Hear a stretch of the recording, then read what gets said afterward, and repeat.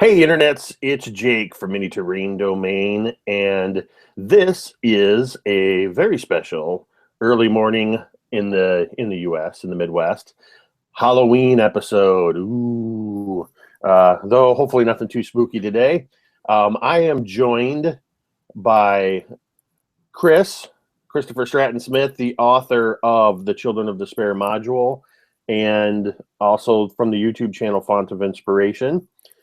Some of you have watched on my channel just last week, or depending on when you're watching this, you can see in the list of videos on my channel that I ran the Children of Despair adventure for a group of 4 players about a week ago. And Chris had, took time out of his schedule and watched some or all of the game. And I thought this would be a fantastic opportunity to talk to him about the module that he wrote. And just kind of do a casual interview with him. If you are, in fact, watching live on YouTube, the live chat is going, and I'll be monitoring that if you would like to ask either of us any questions. Let me see. Yeah, so you can ask there. The Q&A is not working through Google Chat. Otherwise, without further ado, Chris, welcome. Thank you for joining us today. Thanks for having me. It is a pleasure. It's my honor to have you with us. So did you watch the entire game?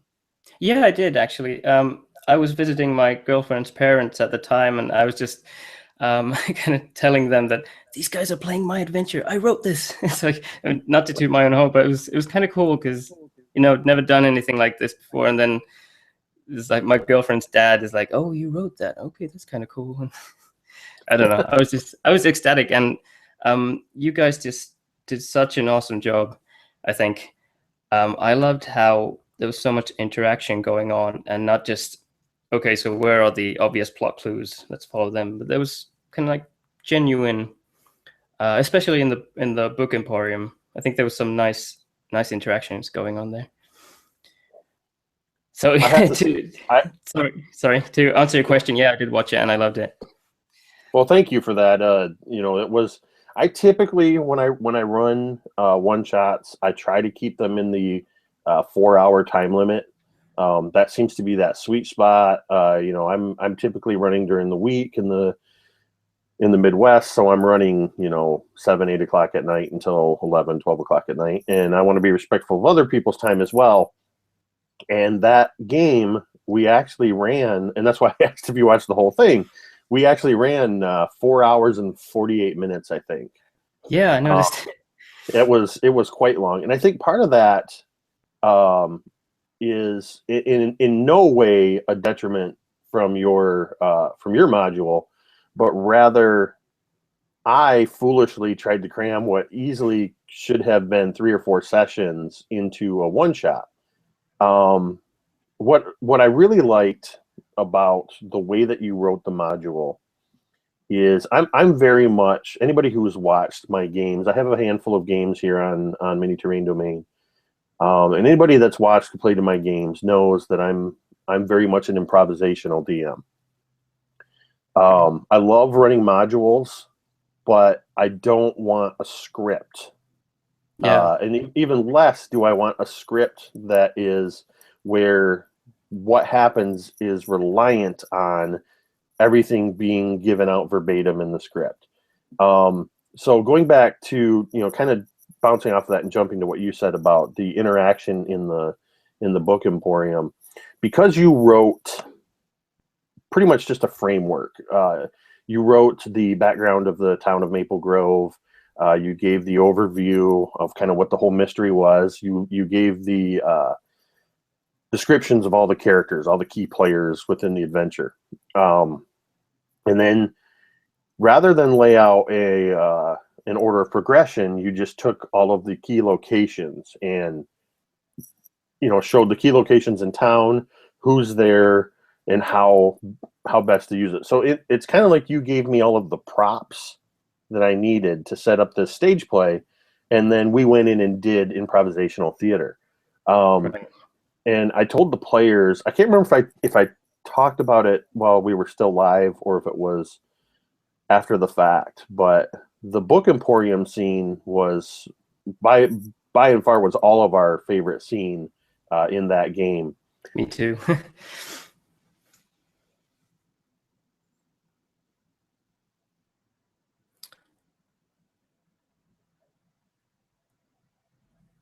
I'm sorry, I seem to have lost your feed.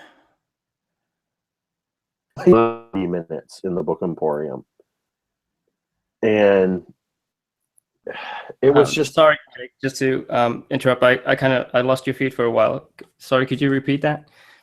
oh, I was just saying that the Book Emporium was probably my favorite scenario in any role playing game to be a part of. Whoa.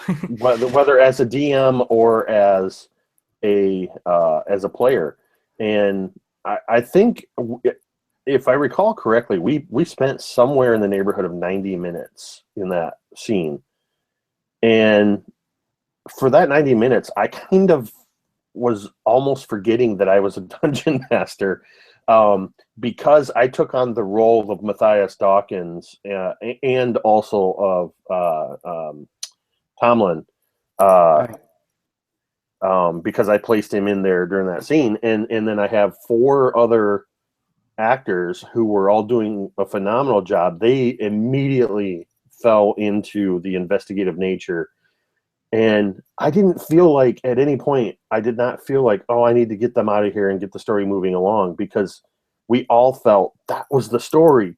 That was the heart of it. And I think, without giving away too much to anybody who hasn't watched it, or if somebody else plans to play it, so much of, whether you intended it to be this way or not, I think the Book Emporium and the character of Matthias, much of the story of the Children of Despair revolves around that scene, or any scenes that take place there.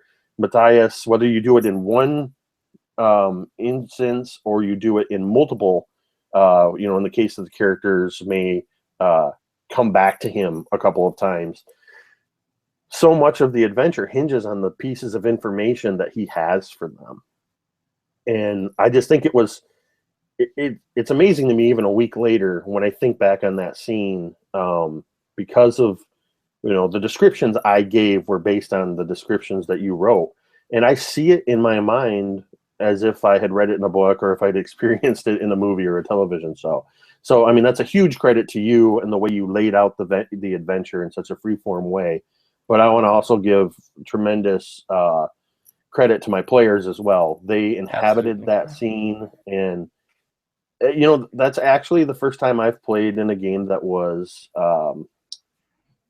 not combat centric. I mean, we went 3 hours before we ever rolled initiative. Yeah. And everybody loved it. So yeah, I think that was just such a key scene in it, and it was, as a DM, it was fun to play in that kind of an adventure, because I wasn't constantly worrying about people's stats or anything like that. It was just, all right, let's get the reveal pieces of the mystery.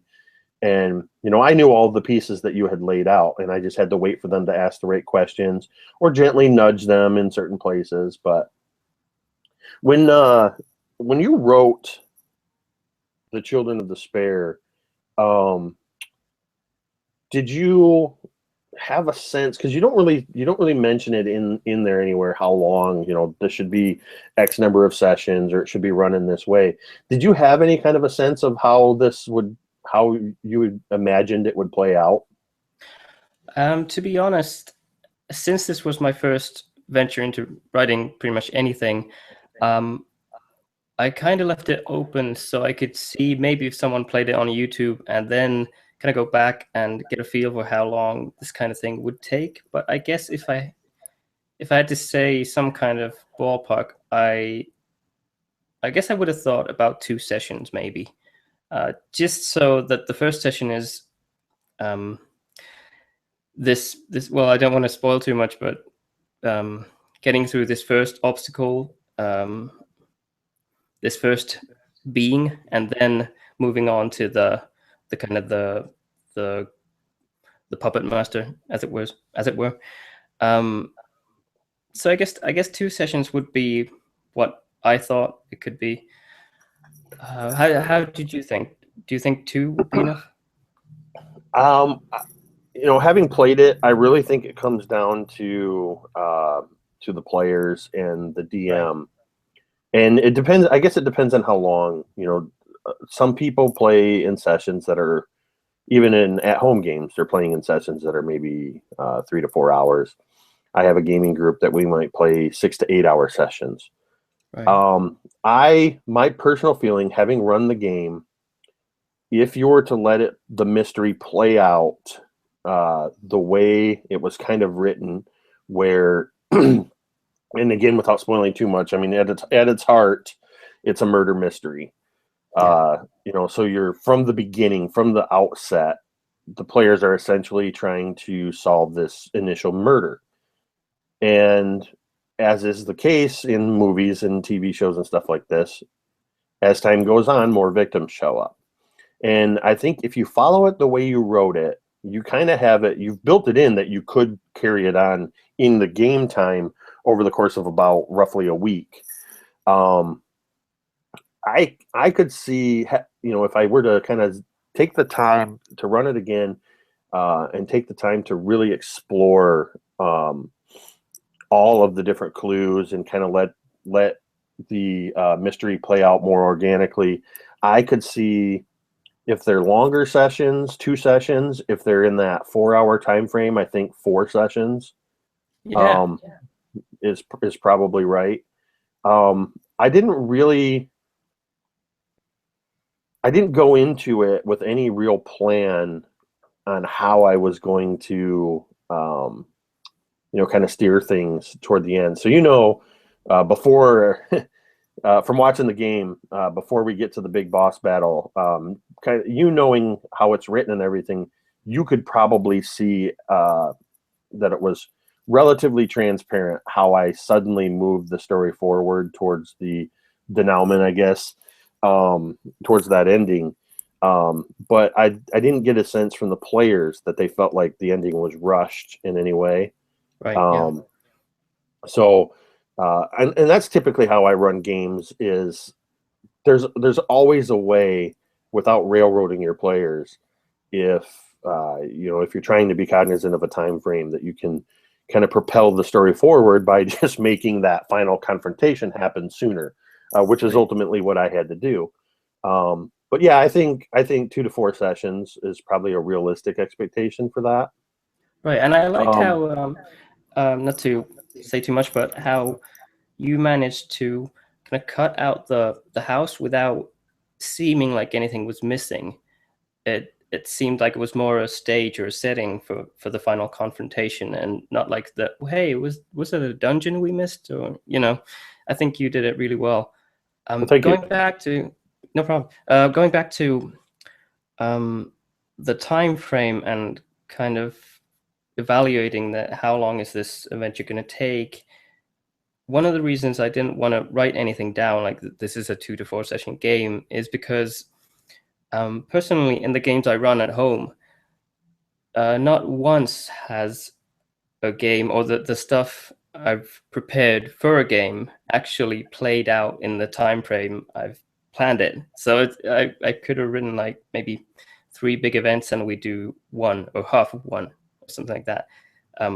Just the other day I had planned that there's a sea voyage on a ship, then they get to the island or actually run aground, then have a small kind of adventure in a mini dungeon on the island, and we played the entire 4 hour session on the boat without them ever getting to the island, which was great because one of them became really good friends with the captain of the ship and all kinds of stuff. So you never know where your player's going to go. So I guess it was kind of maybe pointless from me to tell players that, or GMs, that it's going to take this long. But yeah, I guess there could be some ballpark, but yeah, I'm just rambling Yeah. now. No, that's a great example, and kind of a little piece of GM advice that, as I've been GMing for longer now, that I try to give out when people ask me, because there are many different styles of game masters. and different styles of play. Different people are looking for different things. For me, as I said, I'm an improvisational GM. For a 4-hour session, I might put 1 to 2 hours of prep max, and most of that is spent just reading and rereading the adventure. And I just moved some papers around, or I'd show you where on your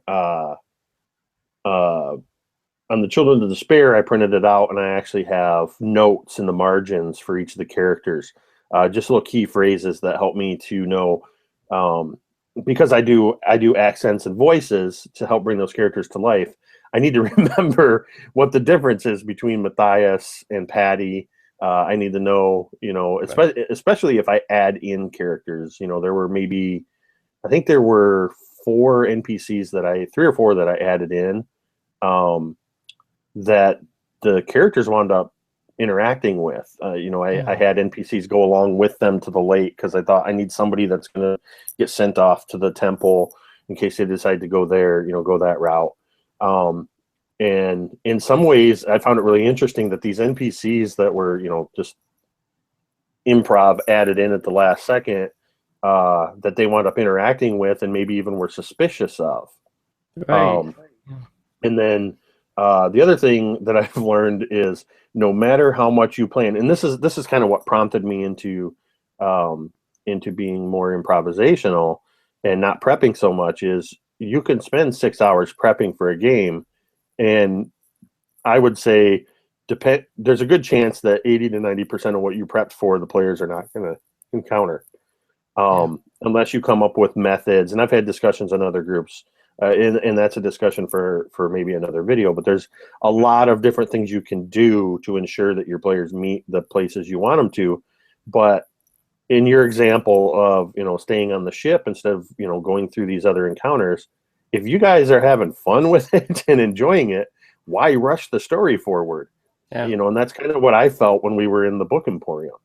We were all having a blast. We were in that world. We were inhabiting those characters. And I felt no need to rush it forward. When it felt like the investigative questions were petering out, when they had gotten pretty much all the information they were going to get, then I kind of, put a little bit of an action scene in there for them something for them to react to get them to move on to the next thing, but without saying, "Oh no, we got to get going," and I'm giving them. Again, because the way you laid the adventure out, there's a lot of different places you can go to investigate these murders, to investigate this mysterious situation. And I believe I did a decent job of, at every fork in the road, if you will, I gave them 2 or 3 options and let them choose where they were going to go. I didn't say, okay, the only option you have is to go look at the farmhouse and go talk to this potential witness. I instead said, no, you could go to the farmhouse, or you could go to the temple and accompany the body and talk to him there. And again, that some of that credit definitely goes to you for presenting all those options in the way you did. You didn't prevent it in first you got to go talk to this person, and that'll open up this ability to go talk to this person. No, these are the people at the temple, at the farmhouse, at the tavern, all these locations, and they all have certain pieces of information. So again, I guess I'm kind of repeating myself, but as a game master, I felt like you had presented me with plenty of information and tools, and very concisely too. And you kind of answered one of my questions already, and you said this is your first time writing an adventure. It's the first time you've really written much of anything.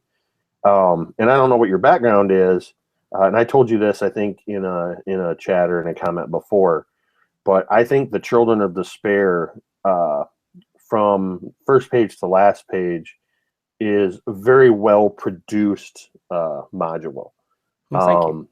It looks great. The quality of the layout and the design of it, the presentation of the materials, the illustrations, the artwork, everything it feels very professionally done. If I hadn't known you from the community and I had just stumbled across this, in looking at new content and stuff on Drive Through RPG. That alone would have intrigued me enough to want to check it out further. Cool. I work in publishing, and I'm not an editor or anything like that. I manage digital content for ebooks and things like that. So I don't personally do a lot with the actual design, but I recognize good design, and Cool. that can be a turnoff for me just from the point of, if an adventure isn't designed well, whether you're talking about the text and the way the actual substance of it is, or if it's just not visually laid out in a way that I can follow, it's a turnoff. And I'm not the only one. I'm certain of that. So definitely, you did a phenomenal job with it. I never would have guessed it was your first foray. I think it looks fantastic. I want to encourage anybody that's watching this video, if you haven't already, the link is in the description. Go to Drive Through RPG and download this module. You won't be disappointed. It's very apropos for the season, with it being, with it being autumn and with the Halloween and everything. But as we all know, this is pretty typical in terms of tone of a role-playing game setting. And did you actually specifically write it with Dungeons and Dragons in mind, or did you kind of try to leave it open to be kind of system agnostic? Essentially, I wrote it for 5th edition because it's the game I've played the most. Well, sorry, not 5th edition specifically, but D&D is the game I've played the most. I tried to make it as system agnostic as possible. So, for instance, when there was a skill check, I tried to use words like it's a medium difficulty or it's a hard encounter, just so if you have a mechanic from another system in mind, you can kind of transpose that to another system. But purely out of convenience for me, it was kind of 5th edition oriented. D&D and 5th edition is my jam. That's just it's what really, from the D&D Next play tests, at the tail end of 4th edition, that's kind of where I got back into gaming. So I've been involved in 5th edition since the early play tests. Yeah. And kind of started cutting my teeth as a GM through that. And I'm committed 100% to 5th edition. Not to say that I won't play other games, but that I definitely like 5th edition. I'm starting to want to branch out and to try other games. And the little bit I've seen on them, I could see where, because of the way you've written this, you could definitely play. Players could play this game. GMs could run this game in other settings, in other systems. I don't remember if I specifically placed it in the Forgotten Realms, but I mean it's written in such a way that you can put it pretty much anywhere you want. I mean, for all intents and purposes, you can make it be a holodeck on a starship if you're looking for Right. a change of pace in a sci-fi game or something like that. And I don't think it would even be that difficult to add in elements of technology and things like that if you wanted to. Have it be a part of a sci-fi or a steampunk or whatever. I mean, I hadn't really thought about that, but I mean, that's nothing new. People have been modifying modules and things, and for their own homebrew worlds and however. So, yeah, there's a lot of. I feel that this definitely has enough. It feels organic enough that it could definitely drop into other settings and worlds very easily. Cool. Part of the reason I wanted to make it kind of, I don't know if modular would be the right word, but so that you can drop it into anything, is because so many horror movies have these kind of small towns that could be anywhere. And I guess part of the reason is because if it could be anywhere, it could be your hometown. So that makes it scarier in a sense. I guess if it's very clearly New York, it's not going to be as scary for someone who's never been to New York. But if it could be sort of just this quaint town that you've lived in, um, then I guess it might seem scarier. Yeah, it's kind of funny you said New York, and I hadn't thought about it, but Red Maple Grove does kind of have an upstate New York kind of kind of a vibe to it. But it also feels like, I'm from the Midwest. I'm from West Michigan, so it also felt like it would fit into that setting, or even like the Upper Peninsula. Um, so we are now joined by Lisa, who played Brigitte, the half elf warlock in The Children of Despair. Welcome, Lisa. Thank you. Sorry to join late, but better late than never, right? Right. Right. So Chris and I have we've kind of been talking a little bit about some of the stuff with the game that you played in that I ran about a week ago, and just talking about the module, in general. But one of the things we had just talked about a few minutes ago was that scene in the Book Emporium where you guys just were at the core of your role playing. Wasn't that But fun? It was so much fun because I like to role play. I my husband is always saying that you've got to know your character, and I'm like, I know my character. She's this and this and this, and he said, yes, but how many? What are your hit points? I'm like, I'm not. It's on my sheet. I'll look it up. So, but because that's just you can look at that. But the being able to role play and to be able to be bigger than life and someone other than yourself is so much fun. And I think this module, I'll do a dungeon crawl with people if I need to. If they need an extra person, I'll do it. But please give me a mystery. Please give me a mystery. And this was so much fun. Christopher, this was so much fun. Thank you for writing it. It was a blast to play. It was just and I was fortunate to have a great DM and great people who also were playing because you couldn't have had that scene at the bookstore without a lot of people who wanted to role play. So, as long as people know with this module ahead of time, it's role playing. Yes, you're gonna have to fight something, but you're gonna be able to just be bigger than life. People are gonna love playing this. Thanks, I Lisa. don't know. I don't know, Chris. You can't get a much better endorsement than that. Can I just say that I really loved your character? I think the way you approached people in Red Maple Grove was just so heartwarming and down to earth. It seemed to me that's the way people actually talk to other people when a tragedy has struck. It wasn't like, okay, we need a quest now. It's like, are you okay? Tell me what's happened. Is there anything you can tell me about what's happened? It was very genuine. So thanks for that. It was a real pleasure to watch and listen. Oh, I thank want to I want to echo that, Lisa. It made it, as a GM, it made it that much easier for me um, to play my NPCs. Again, the credit. I'm always quick to credit my players, and you guys in particular. I couldn't have run that module or that scene in the Book Emporium the way I did without the outstanding performance that you guys all brought. And your character was so empathetic towards the need. As Chris said, you were playing a character that was genuinely concerned for the well-being. You weren't just looking out for, oh, this guy's trying to run, we got to kill him.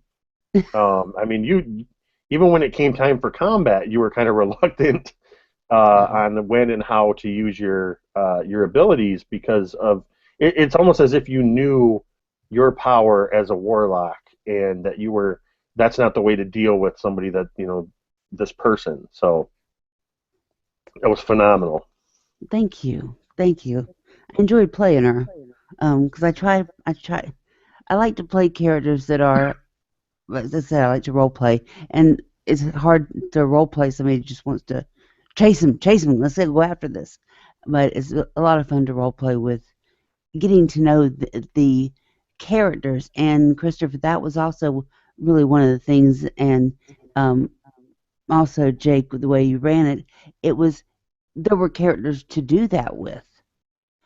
Because I mean, there's a lot of times there really aren't characters to do that with. All you have in the module are characters to kill. Right. And it's not as much fun to, you detect evil, it's evil, and you're a paladin, and you're not going to say, well, how did you become evil? What Yeah. was it you tried? Right. Well, yeah, you mentioned about how your husband has encouraged you to know your character, and for those of you that don't know, and Chris, her husband is Ken, who runs the YouTube channel The Wayward Son. Oh, I have had the privilege of during Brigade Con a few weeks ago of playing in a game run by Nate from WASD 20, in which Ken was a character, and I can't wait for my first opportunity to play in a game with Ken. And I don't know whether to feel jealous or sympathetic that Lisa has to play with Ken so much in her role playing games. So to say is Jealous. what I'm It saying is actually is Ken is jealous. Ken is such a dynamic personality, and so I think it's definitely a good thing if he's encouraging you to inhabit your characters. That's tremendous. One of these days, I want to play. I think I want to run a game with both of you in it. I think Oh, I want that's going to be something. it's fun. It'll be fun. Because we've role played together. I didn't role play until I met Ken, and it was so funny when we met him. He's just really pretty girl who's likes to dance and do all this popular, if you will, stuff, and he wants to tell me his little secret that he games, and I was so excited. I'm like, oh my god, I found somebody I could do stuff other than you could go dance with anybody, but to role play and to play board games and all that. So it was fun because I mean, 20 years of getting to role play with him, and he's role played for a lot longer than that. That's awesome. We tend to play off each other very well. So yeah, I was sad that he couldn't play in this, but because he also is a very, like you said, he's a very dynamic personality.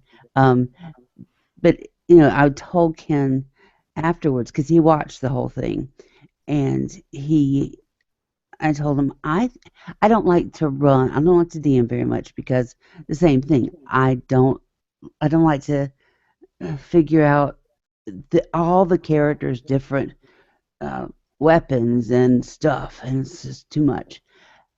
And I've DM'd one thing in my life, and it was a special mod, kind of like this. It was a mystery, and it had one scene of fighting where you were supposed to say, this huge thing, and when if the players attack it, you roll, and even if you roll a 2, you say, does a 37 hit? So that one I could handle that. So this I think I could DM. I think it would be That's fun to awesome. DM, and that's saying a lot, Christopher. Because as I said, I don't like to. Most modules you don't have enough role playing to me, as much as I would like. This does, so I may decide to run this. I'm Um, glad, really glad you found it to your liking, so it inspires you to kind of make it your own. Um, you said something in the vein of not just having kind of a story with people to just fight and um, no role playing.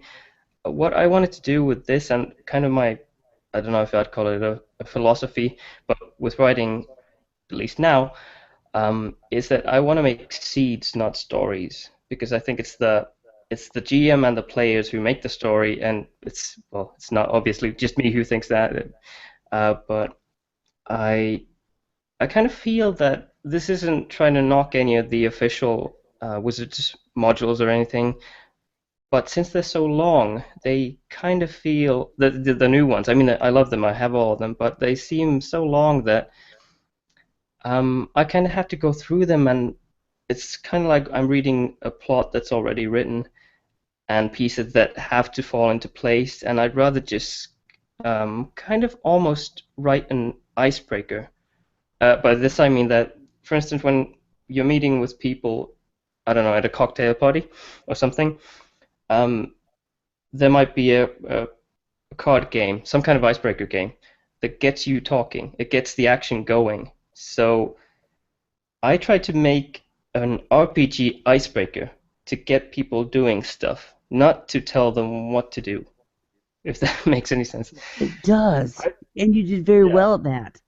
You did that. You succeeded. Oh yes.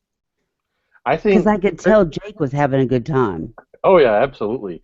I think Chris, if that's your philosophy as you go forward, and I do hope you have plans to write more content. Oh yes. If that's going to be your approach, I think you're going to be very successful with that. Thank you. Because kind of flipping the coin a little bit, I think if somebody was maybe a little, I don't know what the word is, I guess, more combat involved, the GM and the players, but they still like the story, you could easily incorporate a lot more monster encounters and things like that within your story. Again, as I've said many times already, it was very organically written. There's lots of opportunities. I mean, I felt comfortable embellishing certain spots and adding in certain players and just kind of letting things unfold as the players did it, and kind of dragging the townspeople along, and adding and removing townspeople as necessary. So I could see where, and I think you even hint at it in one spot where I think there's a line in the module that says describes one of the farms as there's a couple of scarecrows in the field that look almost as though they might come off of their stakes and come alive.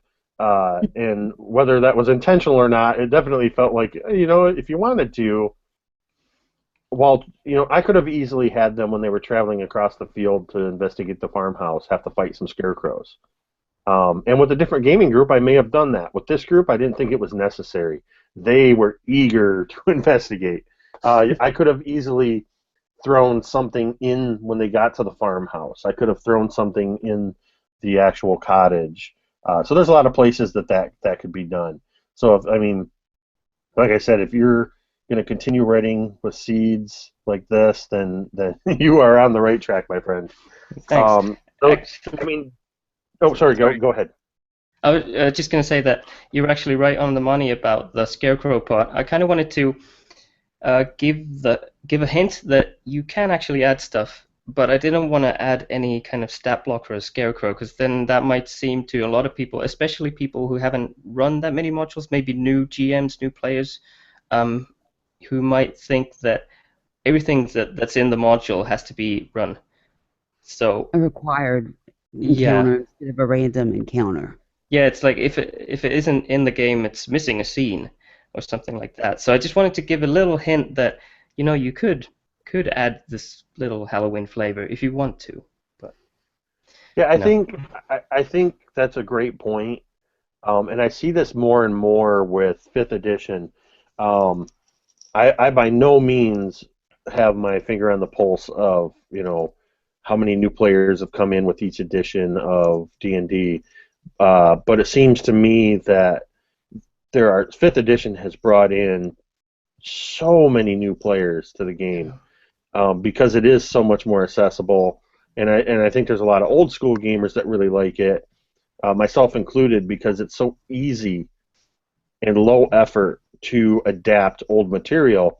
But one of the things that I see a lot in some of the multiple forums I participate in is people, and I see this with new players, is they feel like if it's written, that it's law and that they have to do it. So I think there's a whole new generation of players that don't yet know the nuances of it, that you can, with anything character or player written, you can do what you need to make it your own, and you can still stay within the confines of the rules as they're written within the game. But and I include myself in this when I started GMing. Just because it's written in there, you don't have to follow it. So I think your approach is kind of to do it from the opposite direction, rather than say, well, here's the stat block for everything that you can include in the game, but you don't have to. Instead, you hint at where these scarecrows are, or where something else might go, and then if somebody picks up on that, they're like, oh yeah, well, he mentioned the scarecrows. All I got to do is grab my monster manual and pull in scarecrows, and hey, maybe I'll even add in, I'll add in a flock of demon crows, or something like that. Absolutely. There's I was just going to say, like, dire sheep. Dire sheep. That's awesome. So yeah. Well, let me ask you. Then, are you currently working on any other modules? Not yet. I'm kind of spitballing with a couple of ideas. I always, one thing I do is I always jot down notes on my phone about one-shot ideas and just these kind of small seeds for adventures, and then eventually, when I get a seed that's maybe good enough in my mind, I'll definitely expand upon that. But yeah, I do plan to. I don't have anything in the works just yet, but I do plan to get cracking on that. Well, that's good to know. I know you're already starting to build up a fan base, and even if it's just myself and Lisa. Hey, that's enough. If one group enjoyed it, that's mission accomplished in my eyes. If I may go back real quick to when you're talking about you're not having to, for some DMs, if you put the stat block for the scarecrows in, they think of it as a almost mandatory thing. I think for some crazy reason, this was reminding me of I have a miniature schnauzer, and they say schnauzers are not good first dogs. If you need to know what you're doing.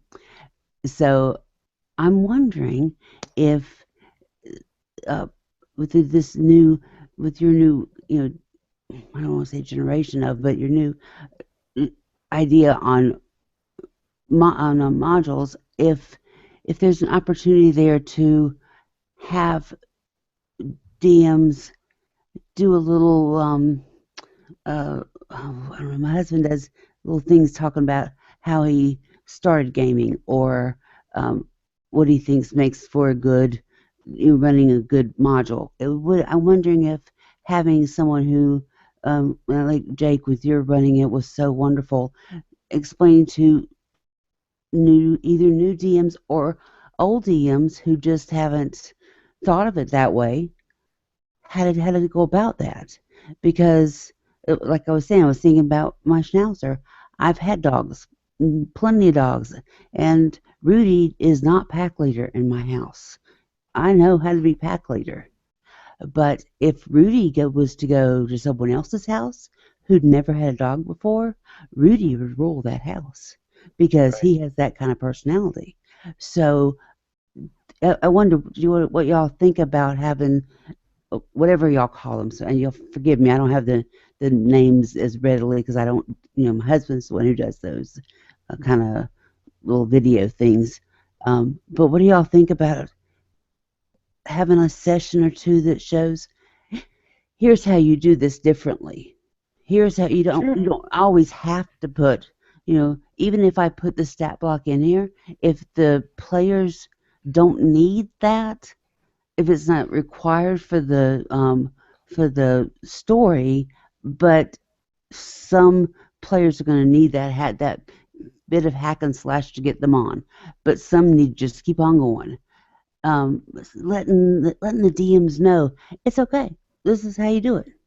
And I think there's you got me thinking about a couple different approaches to that. I think in some ways that's out there. The problem is there's a glut of how to DM, how to GM videos on YouTube. Not that that's a bad thing. It's just that I think that information is probably there, but it gets lost in uh, just how saturated YouTube is with that kind of stuff. And so I think what really would have to happen would be for the GMs and people that are doing the how to be a better GM, and I unintentionally I'm not calling out Barker because I think Barker does a great job too. I just unintentionally called his channel out, but rather than specifically Barker's channel, but the general how to be a better game master, how to be a better DM, how do I DM.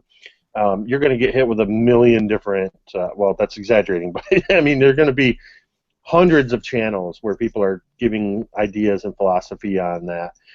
It would be those GMs having to specifically call out, hey, in this video, in the title of the video, we're going to look at, one way I could see it is like dissecting a module. You take a module that's been out for a while that maybe people are familiar with and just go through it and dissect it and say, here's how it's written, and here's all the different places that you can do where it's, these stat blocks are here for these creatures, but they're not necessary to include. Or I chose to do this. Or, my players, in an earlier, before you came on, Lisa, Chris mentioned preparing a module, or not a module, preparing a session where there were 3 or 4 locations to go from being on a ship to running aground to exploring something. But the players were so involved, they never got off the ship. They played the entire session on the ship because they were having a blast with it. And it was great. It was really good. And you do, as a GM, you have to make adjustments for that because you had intended for them to go from point A to point B to point C or whatever. Now they're just staying at point A, but that you want that, while everybody's enjoying the moment, you don't want it to suddenly fall flat because now there's no reward, there's no resolution or whatever, or maybe you're going to leave it on a cliffhanger or something like that. So I do think that's a fantastic idea, Lisa, and I think there's a lot of opportunities for people to do that. I am working on some ideas. I'm trying to be very deliberate and cautious about it, but I have some plans to do beginner series. I have a passion for bringing new people to the game and helping kind of shepherd people into the game because we're very passionate we're very passionate gamers, and especially the longer you've been involved in the game, I think we can unintentionally be intimidating to new players and to new GMs because of I know some people are intimidated by high role playing because maybe they don't feel as comfortable with it. One thing I've only recently discovered through the tabletop one-shot group is that there are a number of players out there that have no desire to be live on YouTube. They don't want to be recorded and broadcast, but they want to play in games. So I'm gauging interest and trying to see. I'd like to, maybe once a month run a game for those that just want to play. And I'm working on some beginner series on, even character creation, simple character creation, improvisational, because improvisational GMing is my style. I'd like to do some videos on that, but I want to be deliberate about it. I don't want to repeat too much, but I've been taking some notes on that. I think that's a fantastic idea, Lisa, and I think that'd be a great way to, I don't know, Chris, maybe I'll talk to you at a later time online. I would love to do like a dissection of Children of Despair, since I already have the gameplay video out there. I definitely want to wait till it's, let it get out there and get stuff going, and even doing something like that, having spoiler warnings on there and stuff like that, because obviously we don't want to ruin the adventure for people. But quite honestly, I think you could spoil the entire adventure, and I think people could still play it and have a new twist on it. Yeah. And never encounter things. So I definitely would like to talk to you about that offline at another time. Yeah, That's sure. a great idea, Lisa. Thank you. I'd love So to we're watch those videos with you, Evan, and how to do it that way, so that I really would like to DM more. And this is the kind, like I said earlier, this is the kind of mod that I would feel comfortable doing that with. So I would love to watch that if you did when you do that. Excellent. Well, yeah, and anybody that's watching this video now, stay tuned to Mini Terrain Domain. Ostensibly, Mini Terrain Domain is primarily dungeon crafting, terrain crafting. That's kind of what I do. But my tagline is Imagine, Build, Play. And in the new year, you're going to see videos falling into those 3 silos. I've done a lot of build, and I've been doing a lot of play, and I haven't done much in the Imagine silo yet. And that's where that falls into, I think, is in the imagining your characters, imagining how to run your game. It's very much my intention and my philosophy for this channel going forward. So Lisa and anybody else, stay tuned. You will see that type of content coming in the new year. And I'd love to see that, because I don't think anyone can ever be too good at improvising. So any kind of discussion or help with that is definitely welcome. And I don't think that there can be actually any oversaturation with, not that there is, but people helping other people improvise is very valuable. So looking forward to that. Excellent. So we're coming up on an hour, and I want to be considerate of your time, and as we said, it's Halloween, and we're just getting the day started here in the Midwest. It's about 10:30, but got activities going on later in the day and stuff. So, Chris, do you have any parting words or anything you want to draw people to? What's coming up on what can we see coming up on Font of Inspiration in the future? And well, now that I'm kind of getting over my cold, I've been having a cold now. I'm thinking of doing a video next week, which I also do videos, not just write. But after that, I'm gonna get started on a new adventure, and like I said, I don't know the exact theme or events yet because I have to go through a list of what I want to do. But you'll be seeing, I think, maybe even before the year is out. I know that was kind of a long time, but I have to juggle like life and stuff. But yeah, I don't know. I just want to ask, did you ever get the feeling that could you see the inspiration behind the adventure? Because I was kind of going for a slightly 70s, 80s slasher thing, maybe mixed with a bit of Agatha Christie. That's like the weirdest combination ever, but I don't know. The kind of like Texas Chainsaw Massacre kind of. Yeah, Halloween, Friday the 13th, that kind of thing. Yeah. Yeah. Yeah, you can actually, now that you say it, I'm like, oh yeah. I mean, I have to tell you the when I saw the scarecrows, or when I was told about in my mind I saw the scarecrows, I kept thinking, is there a yellow brick road? Where's the Tin Man? Right. Hey, plot twist. Exactly. But there were all those. There was that suspenseful, especially when the door locked in the barn, which was not a pleasant feeling. There was that feeling of, oh, wait a minute, have we just done the dumb girl thing in the movie? If we just said, oh, I heard a noise.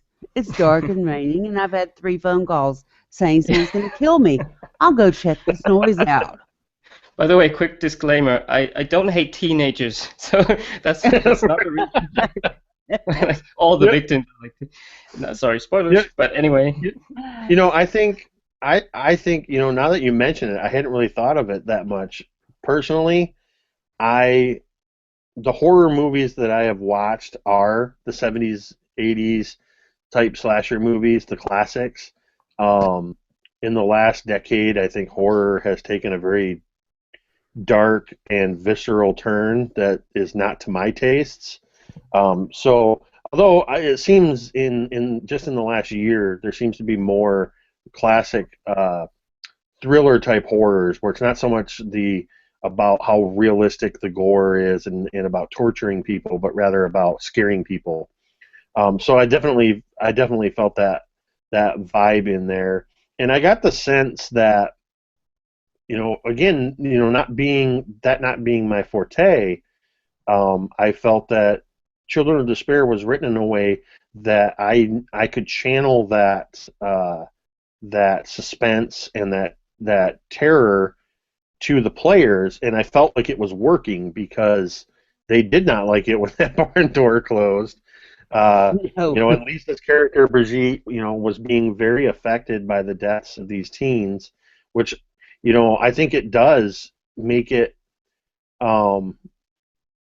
especially in the D&D world where it's almost always just adults that are being affected by things.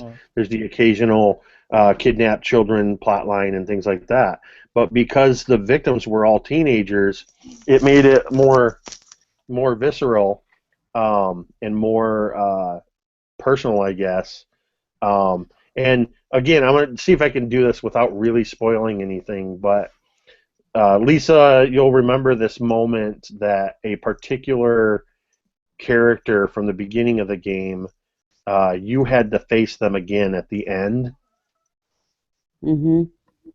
And I did that. I did that deliberately to you because of the way you played your character. I knew that you would be the most affected by it, and and that was a huge credit to the way you played your character. Yeah. But you see that kind of thing in those classic movies where somebody is affected, emotionally by something, then that character's the one that's going to have to, deal with that thing face to face at a later time. So, yeah, I think if that was your intent, you did. You definitely succeeded again with that, Chris.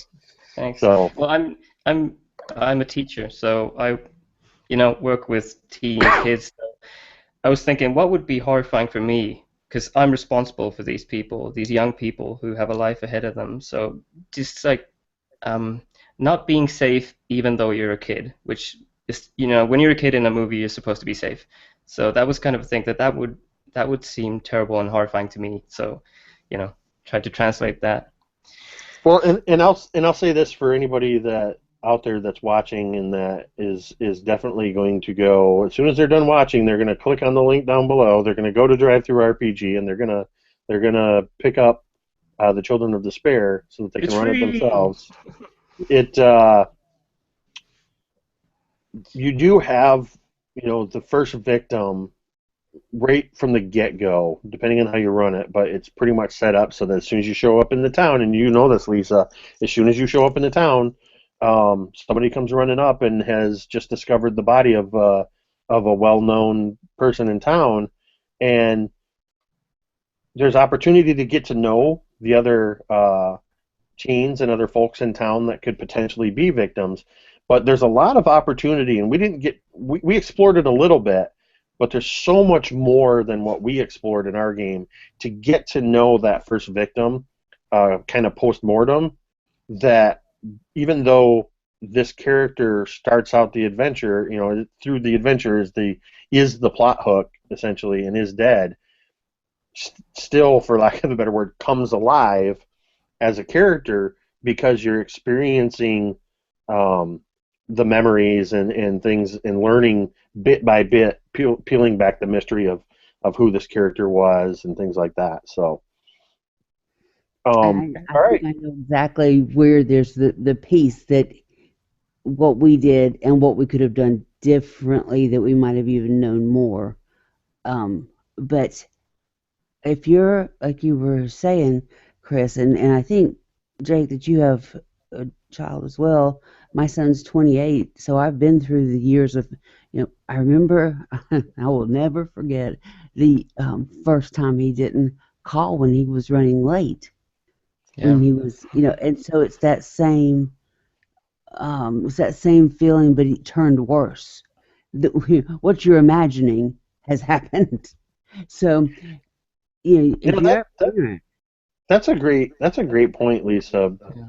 because people that have kids or as Chris said, who works with teens, are going to feel the emotional impact of this adventure differently than, say, a group of teenagers that's running it. We all know that a lot of gamers are teenagers getting it started, so maybe they're going to approach it from that point of view of not knowing what it's like to lose a child or fear for a child's life, but rather to lose a friend or fear for a friend's life. So that experience, a group of teenagers playing this game, is going to have an entirely different experience than most of us. I know at least 3 of us are parents that played in myself GMing, so we had that kind of a reaction to it. So that's a great point. Yeah, and younger players, they could, if they play teenagers themselves, or older players could play teenage characters as well, but then they would be, and the characters being killed would be their peers or their friend, the kind of, Yes. the same age group. So then that's another way to play it out. Yeah, and you do call that out, I believe, in the module. You call that out as a possible option that the player characters are all teenagers themselves. Yeah, because teenagers are still at the point in their lives where they're they can't die. I've forgotten the word, immortal. And there's that arrogance that comes with thinking that you're immortal.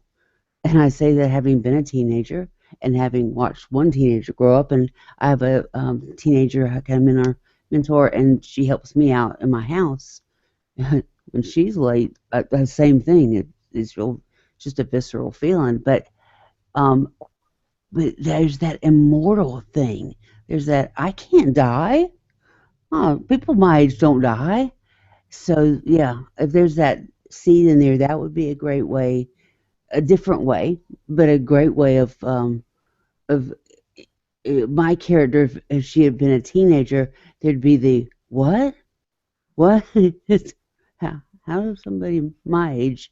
And there's going back too much I guess in my mind, but it would be that, oh my gosh, that means I can die, and that's a whole new fear that you're playing with. So there's either the fear of losing your child or the fear of I can die.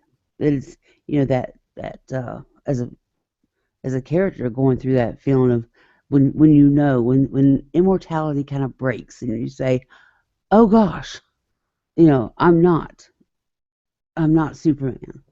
But yeah, it's really cool that there are so many ways to play this versus I used to play in the living campaigns, and it really didn't have that much choice.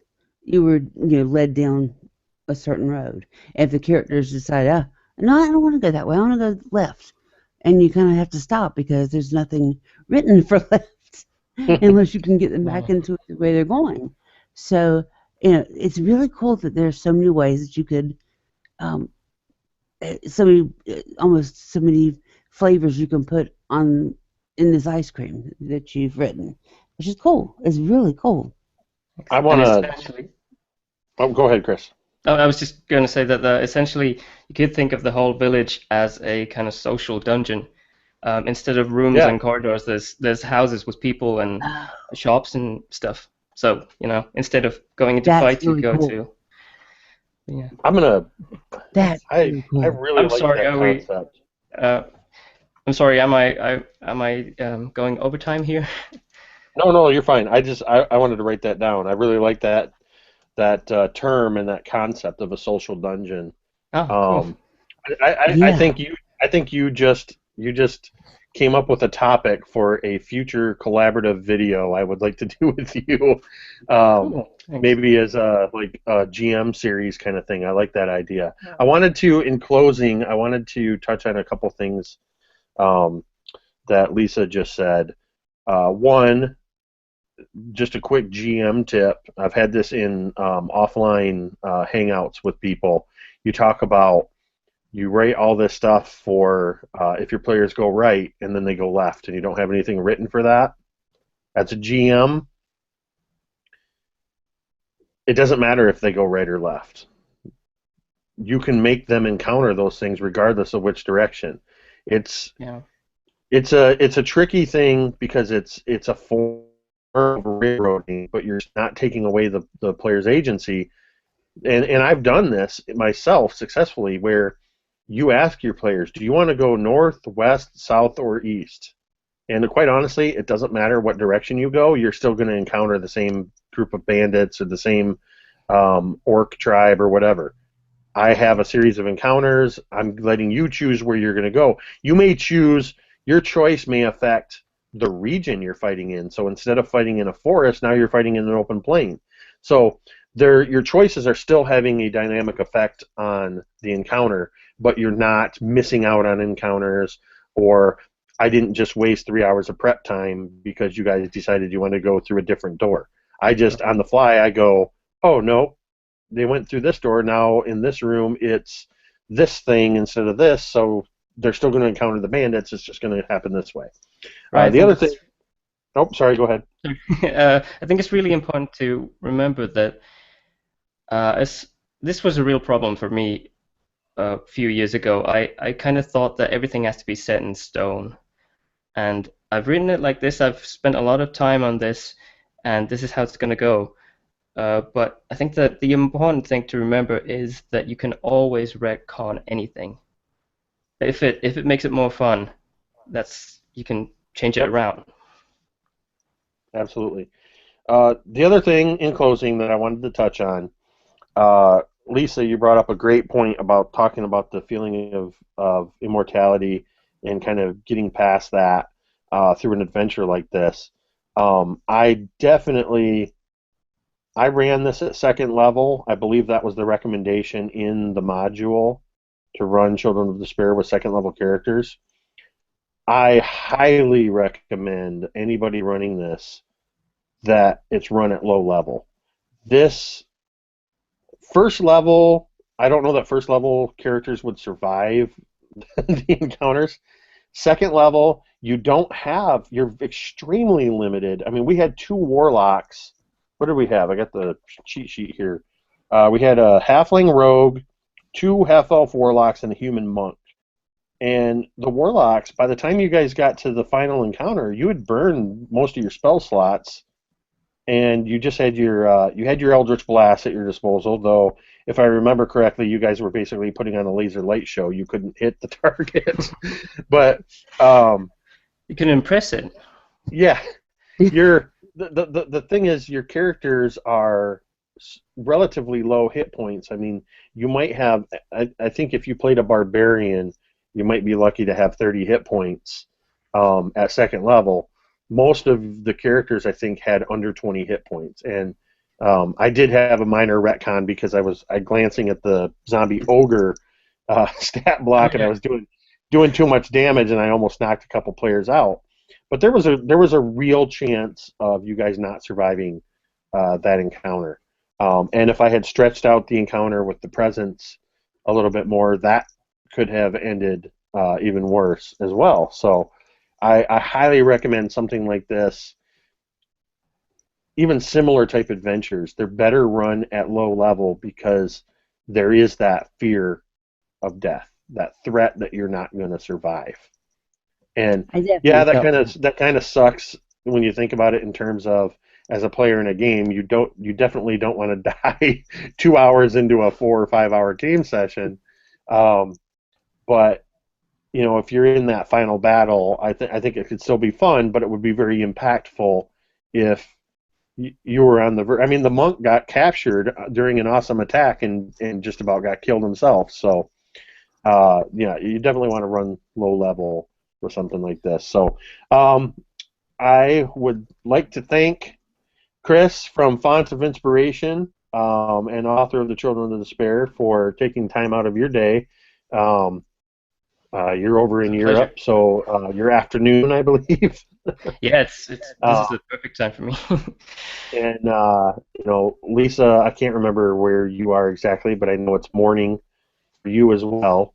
So Lisa, thank you for joining in as well. It was a pleasure having you as a player, and I'm glad you could join in with this. For the viewers, look in the description of the video. You will see a link to Chris's channel, Font of Inspiration. Head on over there, subscribe. He's coming on the scene with some great, well-produced content. head over to DriveThruRPG and pick up a copy of The Children of Despair. Run it for your group or give it to your GM and tell him or her to run it. You won't be disappointed.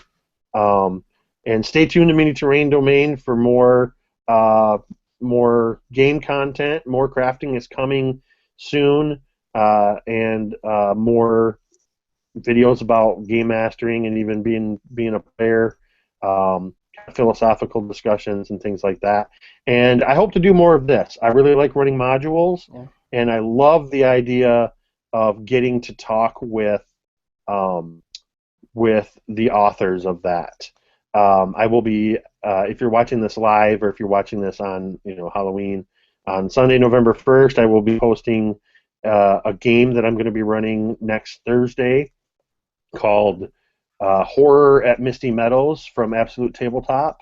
And immediately following the game, I believe all of them, but at least some of them, Matt Click and James and Tim. I just combined the Carnies into Jim. We're just going to call them Jim from now on. And possibly even Barker, all from Absolute Tabletop, will be joining us after the game for an interview to talk about their adventure that I'm running. And I hope to do that more in the future. So, Lisa, as I said before, you are welcome in my games. I hope to have you in more games. And I look forward to playing in a game that Ken's running as well. Chris, you're always welcome. And I hope to do more videos and have more discussions with you in the future. Absolutely. So, big thanks to Jake and Lisa for joining, for talking to me, and really being interested. Thank you so much, and also a big thanks to Mark, Tony, and Bill for playing, who couldn't be here, if I'm remembering their names right. So thanks for your input. Yes, I enjoyed it very much, and Jake, I think that this kind of a format is really cool, because then you get to hear what the authors were actually thinking when they were writing it, and it's just really great.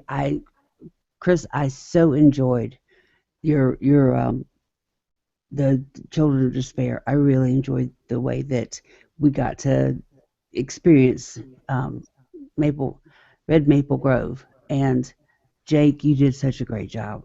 I cannot tell you how much fun it was. Yeah. So thank you to both of you. It was a blast, and it was a blast talking about it again, and all the different ideas and the ways that it could have been different, and why it was so good the way it was, or it could be good, I think, just about any way it's run. So thank you so much for hosting this. Thank you. And I look forward to talking to you again. Excellent, and thank you to the viewers. We had a couple viewers during the live broadcast, and anybody that's watching this after the recording date on YouTube, thank you for watching. Be sure to subscribe and share the video if you like. Thank you so much. I've been Jake. Remember, imagine, build, play, Mittada.